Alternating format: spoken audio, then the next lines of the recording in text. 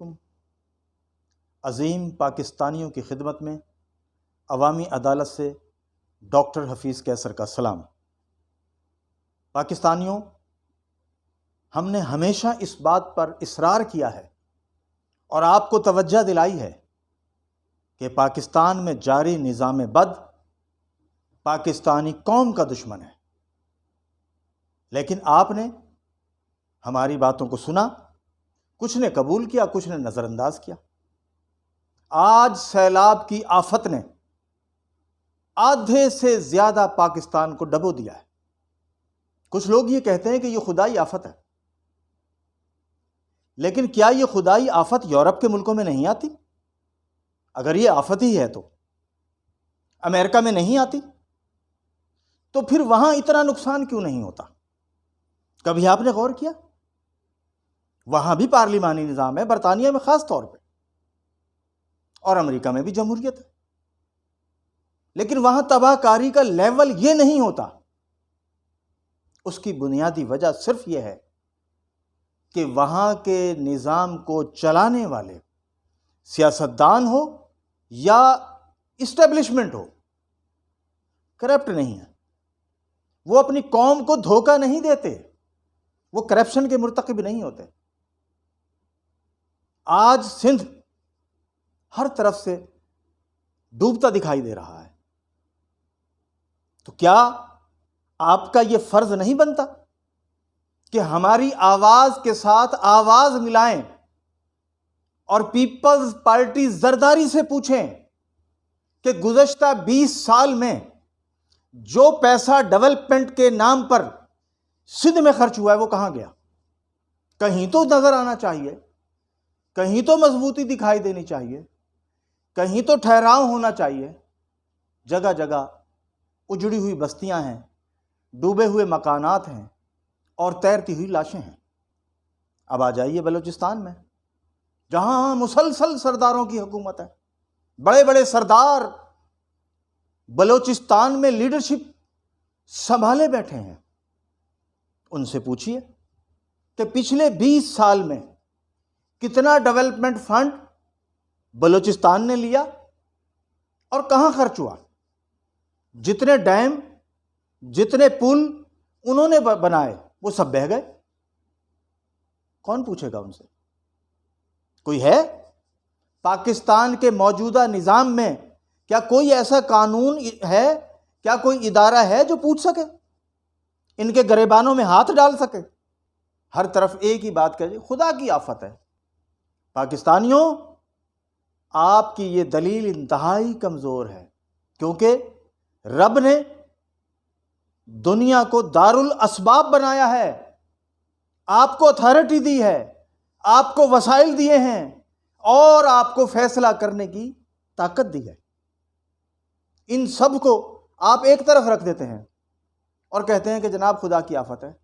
खुदा की आफत अभी नहीं आई है, ये वो आफत है जो आपके गलत किरदार की वजह से आई है, जो आपके करप्ट लीडरों की वजह से आई है। इस आफत का मुकाबला अब आपको करना है, लेकिन क्या इस आफत का मुकाबला सिर्फ इन्हीं मुश्किल अय्याम में करना है? नहीं, इस आफत का मुकाबला आपने मुस्तकिल करप्ट सियासतदानों से निजात तक करना है। जनूबी पंजाब के भी कुछ हिस्से डूबे हुए हैं। वजीर आला इमरान खान का जिस इलाके से लिया गया था उसके इर्द गिर्द सारा पानी ही पानी है, तूफान ही तूफान है। तो वो वजीर आला साहब क्या करता है राजनपुर के? वो वजीर आला साहब भी वही करते रहे जो बाकी सियासतदान कर रहे थे। खान साहब को तो फुर्सत ही नहीं है। इमरान खान तो ये जनून में मुब्तला है कि मुझे हुकूमत चाहिए वरना मैं मर जाऊंगा। इस दौर का मुअर्रिख क्या लिखेगा इमरान के बारे में कि जब पाकिस्तान डूब रहा था तो नीरो की तरह इमरान खान बांसुरी बजा रहा था, जगह जगह स्टेज सजा रहा था, जलसे कर रहा था, जलूस कर रहा था। फौज क्या कर रही थी? यही सियासतदान थे ना। नवाज शरीफ ने बोला फौज के खिलाफ, जरदारी ने बोला फौज के खिलाफ, इमरान तसलसल से बोल रहा है फौज के खिलाफ। और फौज मुश्किल की इस घड़ी में पाकिस्तानी कौम के साथ खड़ी है, मरते हुए डूबते हुए पाकिस्तानियों को बचाने पे खड़ी है। तो सियासतदान क्या करते हैं? सियासी जमातें किस लिए बनाई जाती हैं? इसीलिए कि उनके वर्कर मुश्किल की घड़ी में कौम के साथ खड़े हों। बताइए किसके वर्कर खड़े? कहीं आपको नून लीग वाला नजर आया? कहीं आपको पीपल्स पार्टी वाला नजर आया? कहीं आपको इमरान खान का वर्कर नजर आया? नहीं नजर आया। झंडे नजर आ गए, बैनर नजर आ गए, प्रोपेगेंडा नजर आ गया, लेकिन इमदादी कार्रवाइयों में नुमायां तरीन ये लोग नजर नहीं आए जो इक्तदार में आते हैं और जाते हैं। अब एक और बात सुन लीजिए कि इस आफत ने, इस सैलाब ने यह बता दिया कि अशराफिया अलग है और 20 करोड़ से इंसान अलग है। मुझे बताइए कौन सा सियासतदान डूब के मरा है? किस सियासतदान का घर डूब गया है? मुझे बताइए आप। क्या नवाज शरीफ का घर डूबा? क्या शहबाज शरीफ का घर डूबा? क्या जरदारी के महल्लात डूबे? क्या इमरान का कोई घर डूबा? क्या मौलाना फजलुर रहमान का घर डूबा? किसी सियासतदान का कोई घर, कोई कोठी, कोई बंगला, कोई महल नहीं डूबा। ना ही वो डूब के मरा है कि हमें ये खबर मिलती कि इमदादी सरगर्मियों की हालत में फला लीडर सैलाब के पानी की जद में आ गया। हम समझते खालिस लीडर हैं, एक भी नहीं है। मरने के लिए अवाम है, डूबने के लिए अवाम है, बर्बाद होने के लिए अवाम है। 70 की इब्तदाई अय्याम में भी सैलाब आया था, तूफान आया था, और आज 50 साल बाद तूफान फिर आ चुका है। दरमियान में भी आते रहे तो हुकूमतों ने क्या किया? क्या तूफानों से, आफतों से, सैलाबों से बचने के लिए कोई इकदामात किए? किसी ने कोई इकदाम नहीं किया। सब ने पब्लिसिटी का काम किया, मशहूरी की। आज भी डैम अगर कहीं मजबूती से दिखाई दे रहे हैं तो वो जनरल अयूब के दौर के बने हुए हैं। चंद डैम जनरल परवेज मुशर्रफ ने भी बनाए थे, लेकिन खान साहब के चहेते वजीर ने भी एक डैम बनाया था, जो फनास का वजीर था, जो तरक्कियात का वजीर था, जिनको कहते हैं इब्राहिम, दाऊद इब्राहिम। क्या इब्राहिम है? उनका बनाया हुआ डैम भी बह गया है। बह इसलिए जाते हैं ये डैम, सड़कें इसलिए बह जाती हैं, टूट इसलिए जाती हैं कि कहीं भी आला क्वालिटी का घर नहीं बनाया गया, आला क्वालिटी का बंद नहीं बनाया गया, आला क्वालिटी की सड़क नहीं बनाई गई।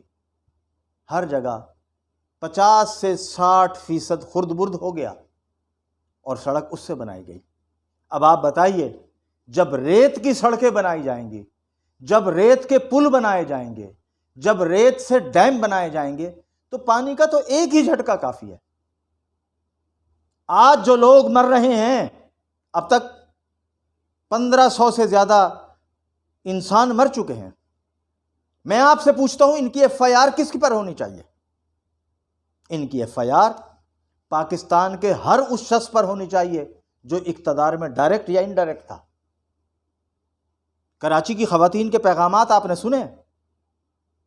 वो कहती हैं कराची की सड़कें तबाह कर दी, कराची को गिलाजत का ढेर बना दिया, कराची का सफेद पोश भूख से बिलबिला रहा है, कराची में नौकरियां बैन की हुई हैं।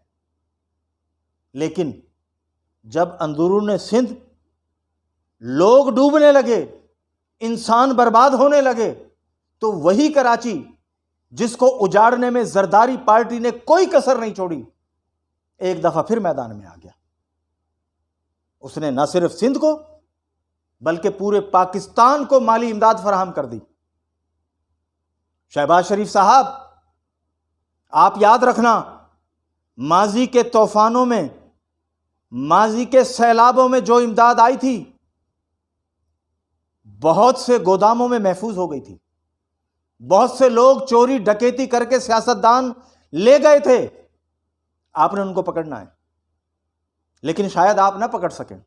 मजबूरन हमें उसको कहना पड़ेगा जिसकी टीम जगह जगह कश्तियों के जरिए, पैदल पानी में उतर के इंसानों को बचा रही है, और वो है पाक फौज के सरबराह।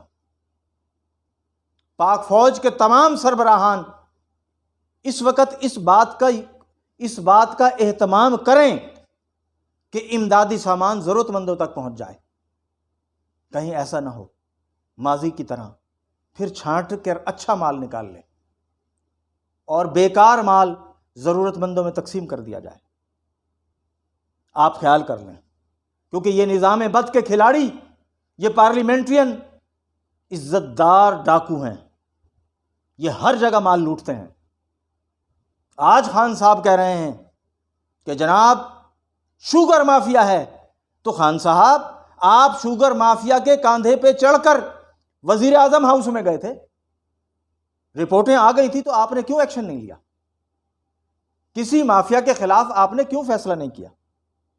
आपने इसलिए नहीं किया कि आपको माफियाज की जरूरत थी। उसी तरह जिस तरह आसिफ जरदारी को माफियाज की जरूरत है, जिस तरह नून लीग को माफियाज की जरूरत है, आपको भी जरूरत थी।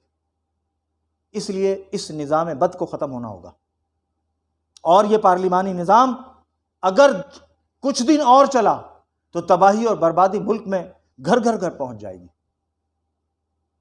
हमें इस निज़ाम की बजाय अब सदारती निज़ाम की तरफ आना है, ताकि एक शख्स और उसकी टीम जिम्मेदार हो। अब तो कह देते हैं कि जनाब फलां ग्रुप हमसे रूठ गया था, हमारी हुकूमत ख़त्म हो गई। फलां ग्रुप को हम मुतमईन करते रहे, हम बेबस थे। अगर हम बलोचिस्तान के लोगों को, लीडरों को ना खरीद तो सेनेट आबाद ना होती। तो आप तो खरीदो फरोख्त का बाजार गर्म करते हैं, आम लोगों की इमदाद के लिए क्या खर्च करते हैं बताइए? कितने अरब डॉलर जरदारी ने अपने जेब से निकाले हैं? नवाज शरीफ ने अपनी जेब से अरब डॉलर निकाले हैं? बताइए ना। शहबाज शरीफ ने कितने निकाले हैं? मौलाना फजल रहमान ने कितने दिया है? कहीं तो बताएं। उनसे ज्यादा पाकिस्तान के आम इंसान दे रहे हैं। अपनी अपनी बसात के मुताबिक तमाम पाकिस्तानी कुछ ना कुछ दे रहे हैं। डायरेक्ट दे रहे हैं, इनडायरेक्ट दे रहे हैं, दे जरूर रहे हैं, लेकिन हुकूमत के फंड में कुछ नहीं दे रहे। वो इसलिए कि सबको पता है कि पाकिस्तान के तमाम सियासतदान करप्ट हैं।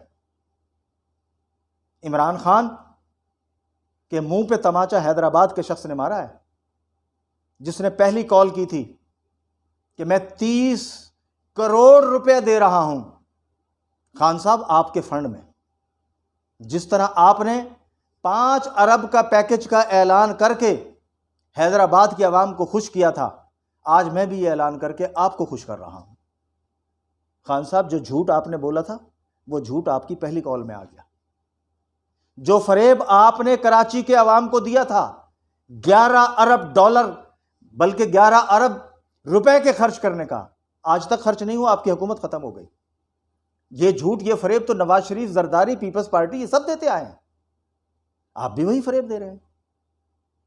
तो फरेबकारों से अब निजात लेनी है, और निजात का तरीका सदारती निज़ाम है।